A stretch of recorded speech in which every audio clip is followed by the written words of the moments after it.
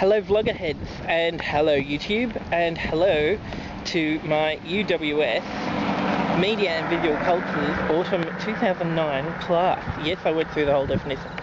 I am here today to vlog about my experience with signs, because that is what, so to demonstrate the existence of signs in our everyday life, and I guess the overabundance of signs in our everyday life, I thought I'd take you on a journey with me, just down to the local shops to get a coffee and some cigarettes, and we'll just observe all the signs that we see along the way.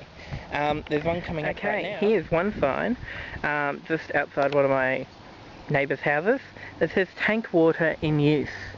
Now, we can't actually see the tank, and thus the tank water, so that's why this is a sign. It symbolises something else. It signifies the presence of a water tank. So this is the first sign, and basically I'm about, well, a minute away from my house. Here is yet another sign. Now this sign is your typical advertisement type sign. And yes, as you can see, there's different things which we will discuss later, one of them being connotation and denotation.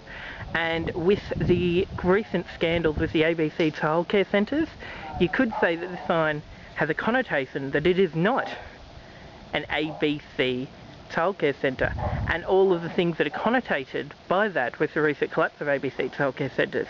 So we're starting to see that signs, although they may look fairly simple, can be quite complex.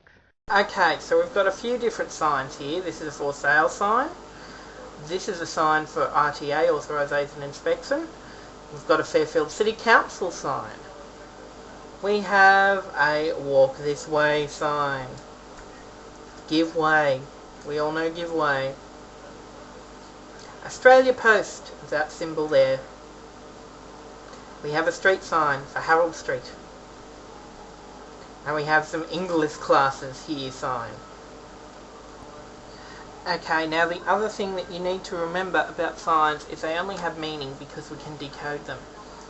We decode them based on our personal knowledge, experience and understanding of our world. And this understanding is culturally based, thus it is open to change. So basically, as we will go on to in the next section, signs are made up of two parts. They're made up of the signifier and the signified. Now the signifier can change. According to our text, practices of looking, we know that sign basically is a semiotic term, and it refers to the science of semiotics. Now basically, within that definition, a sign is a semiotic term that defines the relationship between a vehicle of meaning such as a word, image or object, and its specific meaning in a particular context. Okay, so all of that is really important. Science of semiotics, sometimes referred to as semiology, had two originators, and this was a Swiss linguistic, Ferdinand de Saussure, and he originated this around the beginning of the 20th century, and there was also Charles Peirce, Scott Peirce, at the end of the 19th century, and these two kind of came up with the originating theories of what we now know as semiotics. Also importantly, we need to note that the work that we are working on now has been contributed to by contemporary semiotic theorists as well, such as Roland Barthes, Christian Metz and Umberto Eco. Okay, so what happens with the sign?